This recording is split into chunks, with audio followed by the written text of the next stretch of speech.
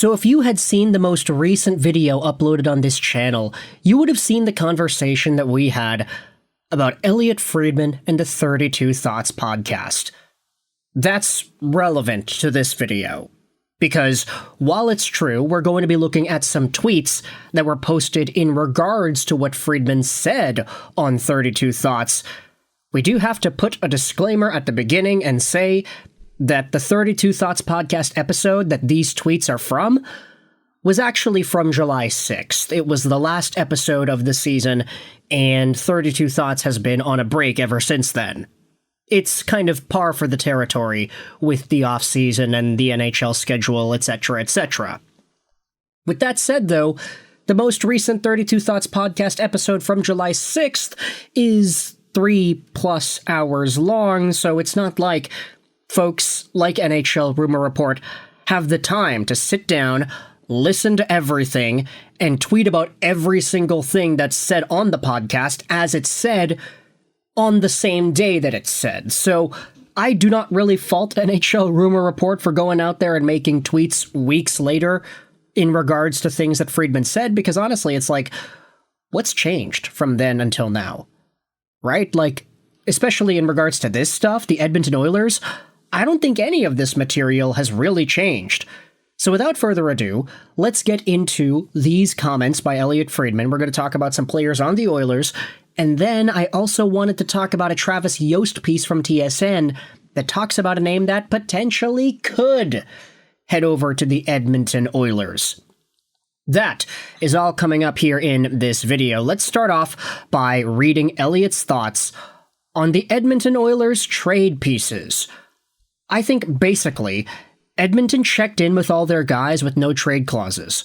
How many of you are willing to go places? Arvidsson said he was, which is why he is no longer an Oiler. Darnell Nurse, I don't think he wants to go anywhere. Henrique, not convinced. 32 Thoughts. And one of the top replies says, Henrique gonna hate Bakersfield or the press box. They're literally signing players to move these guys out, putting a strong hand to anybody not named Nurse for some reason. And yeah, this is where everybody goes out there and starts talking smack about the folks that made the tweet because, oh yeah, this was said 3 weeks ago. This podcast is going to end before the season starts. Old news. You guys suck. Quick rehashing old 32 Thoughts stuff. It's not relevant or current, be better. This is what I mean, man. Like, I do still think it is reasonable to talk about what is talked about because these ideas still make sense for content. It's like, yeah, we have to discuss what's going on with these teams. Sure, if it's from a week ago versus today, what's changed? Nothing's changed. The Oilers are still the same team that they were. Maybe they had an extra signing or a depth guy in there once in a while. But hearing that Darnell Nurse, they might have asked him, hey, are you interested in getting moved? And he's like, yeah, no, sorry, I'm here to stay, baby. That is kind of significant there.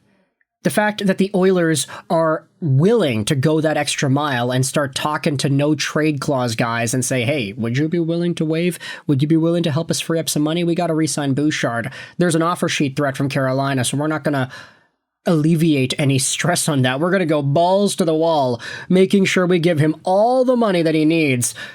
So please, are you willing to go? Arvidsson's like, yeah, okay, sure, I'm out. Nurse is like, nah, I don't want to go anywhere. I'll stay here. And now we're thinking about this Oilers team that still has that $9-something million contract albatross in Darnell Nurse. Speaking about big, heavy contracts, let's talk about what Friedman said on Connor McDavid. This is what he said, that he's not worried about the McDavid extension situation. I think he extends. I just don't know what the term is going to be on that. There will be no fight. What do you want? Fine. 32 Thoughts.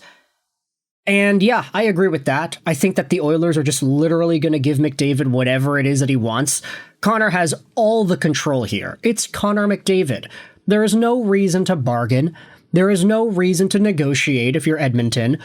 Unless McDavid is asking for something that's literally not allowed, you have no reason to go out there and doubt the best player in the world. You have no reason to deny him anything that he wants. It's Connor McDavid. Whatever he says goes. You do what he wants. That's the bottom line. No fight. What do you want? fine. Easy.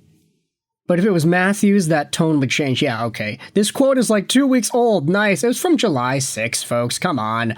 Now, just because everybody's all crapping about in regards to old stuff, let's talk about something that's actually new, shall we? Let's avoid Darnell Nurse and Connor McDavid and talk about yet another player who has a really big, beefy contract.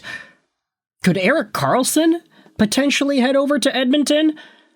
Now, this article says, could a potential Karlsson trade land him back in Canada, but that is not what the piece says. Travis Yost posted this earlier this morning. Toronto, Edmonton, Ottawa. Is Erik Karlsson's next and perhaps final career stop again north of the 49th parallel? The article talks about the Pittsburgh Penguins. By the way, we've been making a lot of Penguins content the past few days. From all the Sidney Crosby talk to the Artur Shilov's trade, there's a lot going on there in Pittsburgh. But Erik Karlsson still continues to be a pretty impressive trade chip in being relevant in all these conversations. The article goes out there and talks about how Karlsson has put on some grim defensive play on tape in the last few years with San Jose and Pittsburgh. However, his offensive contributions are so significant, he is still a valuable contributor.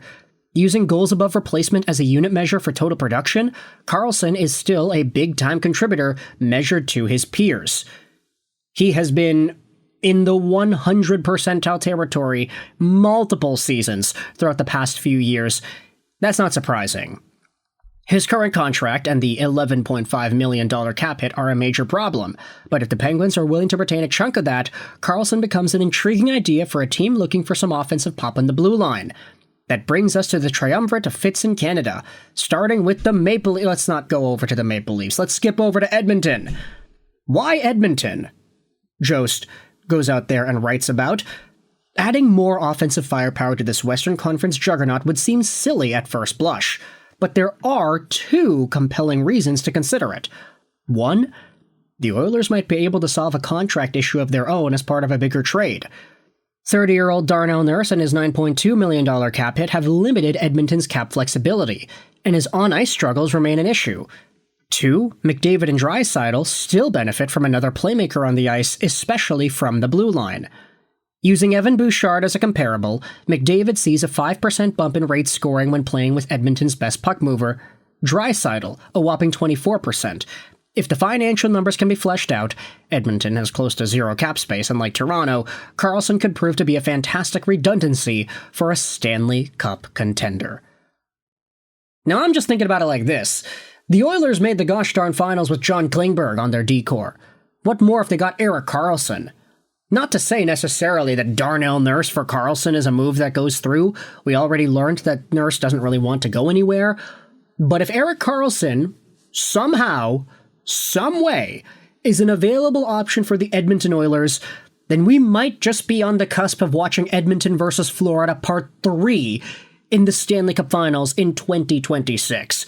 I honestly do think that's a possibility based off of how crazy this idea proposed by Travis Yost could be. But the fact that it was written and talked about on tsn.ca gives us a reason to talk about it. So I will leave a link in the description to this article if you want to go out there and read it yourself. It is a very, very intriguing piece that goes over Ottawa, Toronto, Edmonton, of course. There's a lot of extra stuff here, so if you want to read it yourself, you can. Pittsburgh may elect to push this trade decision towards the in-season trade deadline, or even as late as next season. As the remaining years fall off of Karlsson's contract, he becomes a more attractable option league-wide. So with that being said, let me know your thoughts in the comment section below about Erik Karlsson. Is he a realistic trade target for the Edmonton Oilers? And also, what are your thoughts on the Elliotte Friedman commentary on Edmonton as well? Connor McDavid's contract doesn't seem to be a big deal. Whatever he wants, he'll get it. And what are your thoughts on Darnell Nurse not waiving his no-move clause? Obviously, that's not surprising. He wants to be a part of the Oilers. It's kind of reasonable to see why he would want to do that, but the Edmonton Oilers are in a pretty tough spot salary cap-wise, especially if they want to go out there and add a piece like Erik Karlsson. So, thoughts in the comment section below. I hope you enjoyed this video. And bye.